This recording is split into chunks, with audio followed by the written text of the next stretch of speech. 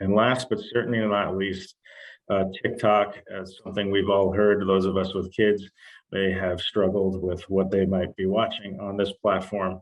But it is indeed a platform that is starting to gain traction with some of the older audiences.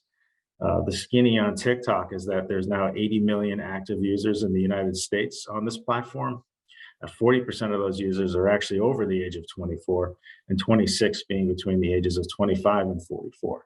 So an opportunity for us as marketers to reach that elusive millennial audience, knowing that they do their research, they may not have a primary care provider, but how can we relate to them and get them to seek the care we want them to have them seek, beyond just growing our businesses, but making sure they're getting checked out. And these users spend an average 52 minutes per day on this platform. And one influencer that's emerged, really took off in 2020, was this doctor. She goes by the handle of Dr. Leslie, and she produces basically a video every couple times a week on a different topic. And it's very engaging. It's shot just with an iPhone against her face.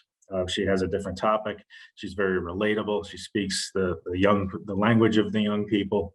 And a lot of her content has well over 20 to 50, up to 100,000 views. So she's getting the traction and the exposure there for sure. It's an interesting space to test for cheap as well, only $50 to get an ad boosted and get it out in the market. And some ideas for how you might start in this space. It's all about authenticity, being authentic, and ensuring that what you're putting out there fits the platform. You're not going to run a polished TV spot on this platform. You want to be cognizant of tone and how you might come across, especially in times of crisis.